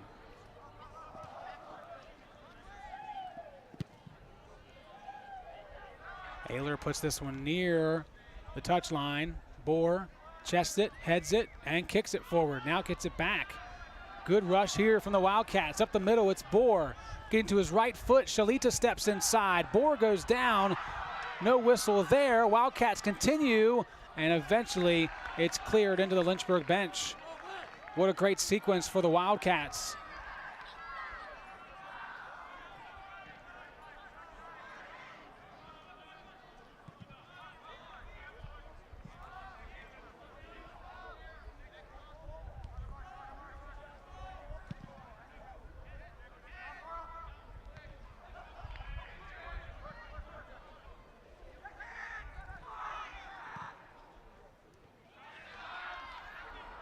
Auger steps in to intercept, but then he goes down, favoring that leg that's cramping up. Meanwhile, flying through is Carney, and at the last moment, Averett stamps it out. And they're going to have to stop play because, once again, Josh Auger favoring that right leg, holding his knee this time, hopeful that it's just a cramping situation again. Asked the official to help him stretch out. Bold move. It almost worked, as you could see. Here's those goals again we talked about. Evan Blow, his second penalty kick of the season is good. That made it 2-2 at the time, but then Luke Mega taking control. Check out the curve on that one. Throw your hands in the air like you just don't care. Luke Mega with his second of the night, his 8th of the season. And it's 3-2 Lynchburg as Auger is tended to by athletic trainer Bryce Wellen. Coach Yeager will come out and take a look as well. Josh Auger, one of the goal scorers tonight. He scored the only one we haven't shown you. He scored the second one for Lynchburg, which at the time made it 2-0 pretty early. There were still 24 minutes to go in the first half, but then Randolph, they found something. I don't know what necessarily it was. Maybe it was just the fact that West Bohr scored after he just got subbed in, and that just lifted the whole team. But they dominated the rest of the first half. However, here in the second half, Lynchburg has been in control most of the way. As we take a look at some more plays from the second half, some missed chances for Lynchburg to add to this lead. Again, all of this happening in the second half that you're seeing. It's been mostly us pointing our cameras to the left side of the screen, and Josh Auger still doing what he can as he stretches things out in the technical box.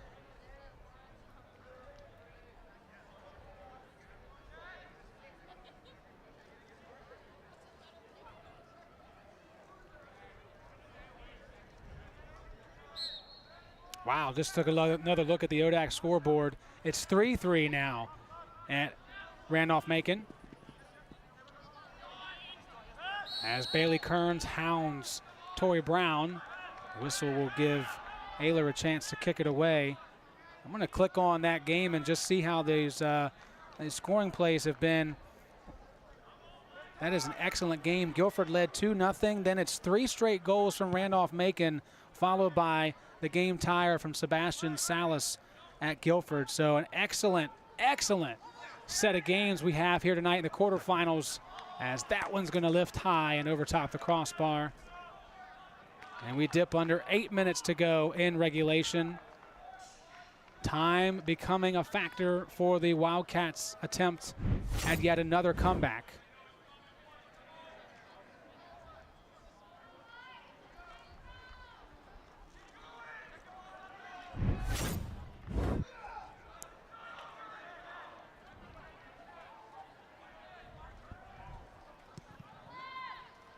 Coach Godwin has got to be happy with his team here tonight. Just 2 losses this season to the eventual top 2 seeds in the conference tournament.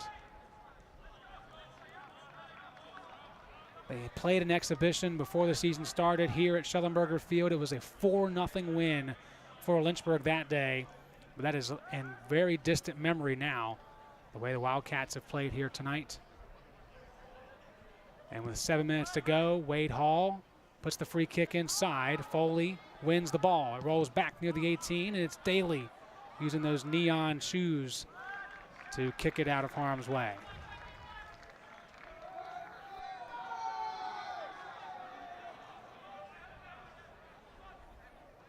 People getting excited for Coach Yeager making an appearance with the ball.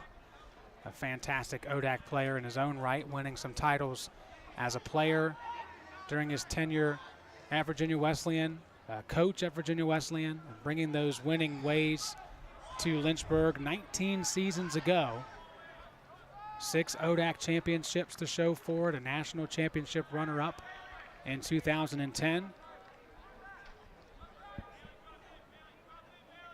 A winning record against these Wildcats since 2007 when they met for the first time. the year that Randolph became a co-ed institution.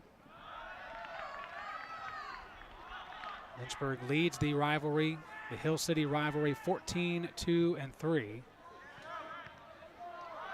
They're 7-0-2 in the last 10. Lagana. Robles works his way in, looking for some type of call. Won't get one. We play on. It's going to have to be pretty egregious, as that one was from Mega. And it's going to be Lynchburg's first yellow card of the night. 12th yellow card of the season for the Hornets. It's the third one we've seen overall. 2 have been given to Randolph. As you can see it one more time on your screen. And the Wildcats will have a free kick in a pretty good spot. It's going to be Noah Carney in charge of sending it through. Looking for a friendly head, perhaps. And he won't get it. And they're going to say this was off of Randolph. So it's a goal kick for Lynchburg. And now they can go in the time-wasting mode a little bit.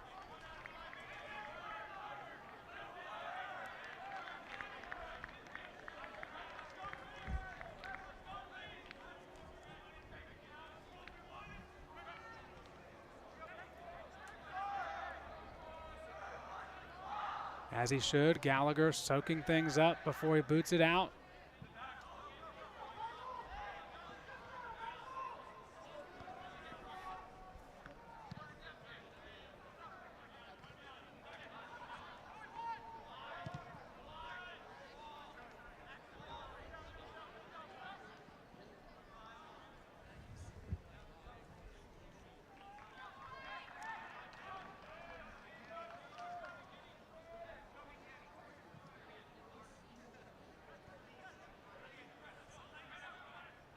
That ball works its way through the midfield area, pinballing around and eventually into the possession of the home team.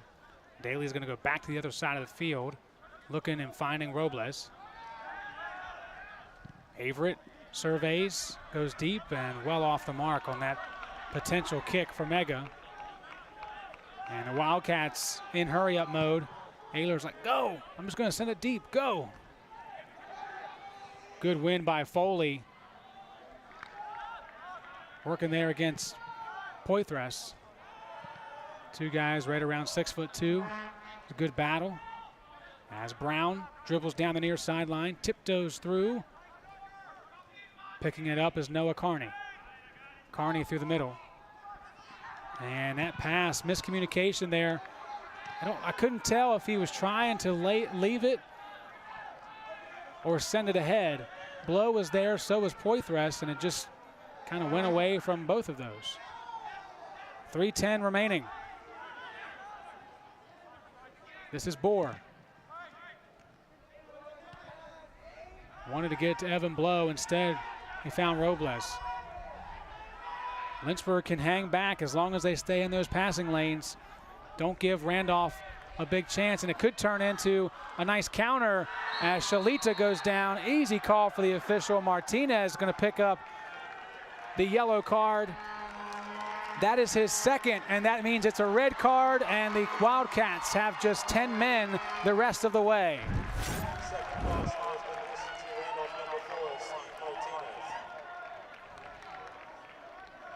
Oh, yeah. Tried to poke it out, little karate kick style. Studs came right down on the shin of Shalita. Easy call for the official for the foul. And because it was the second yellow, automatic red card.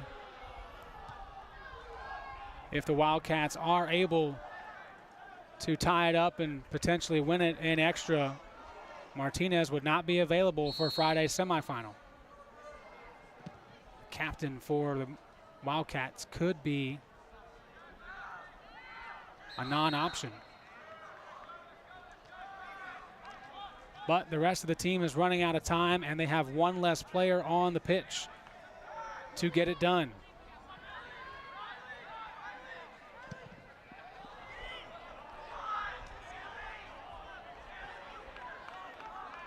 We may have some extra time in Ashland, Virginia, though. Once this game is over, I would advise popping over there to see how that one finishes. 2:40 to go there, and it's tied at 3 still between number 6 Guilford and number 3 Randolph-Macon.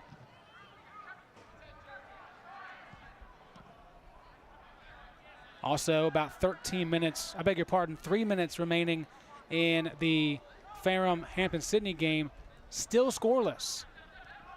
So we look to be having 2 matches in extra time as Ayler comes way out, has no choice in this position to do so. This one's going to come down to the wire, and those 2 that I just mentioned will go past the wire into enemy territory in a golden goal situation. Possibly penalty kicks. Could not ask for a better first day of ODAC soccer tournament action,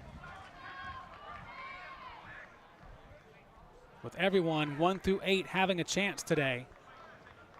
Number 2 has fallen. Number 3 and number 1 are in a tight tussle with the lower seeds, but number 4 is in the best position of the top 4, leading by 1 with 50 seconds to go.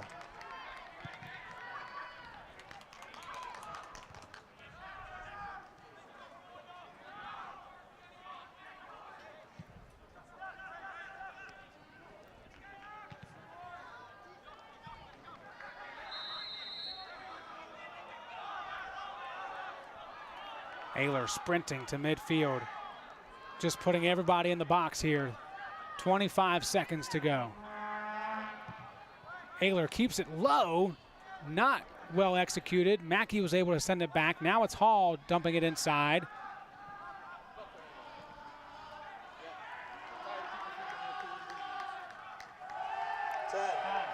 Under 10 to go. And the streak continues for the Hornets as they defeat the Wildcats and move on to the semifinals this Friday evening. Luke Mega, your player of the match, with 2 goals tonight, including the game winner here in the second half, as Lynchburg holds on to win it by a final of 3-2. Head over to ODAConline.com to check out the finishes from the other quarterfinal contests between Guilford and Randolph-Macon, as well as Ferrum and Hampton-Sydney. We will be back potentially on Friday with semifinal action, depending on how those games go. In the meantime, though, let's leave you with highlights of this one. A super evening from Schellenberger Field that ends with the home team victorious here on LHSN. For the entire crew, thank you for tuning in tonight. We look forward to hosting you one more time, hopefully in the near future. Until then, I'm Joe Hutzler saying so long from the University of Lynchburg.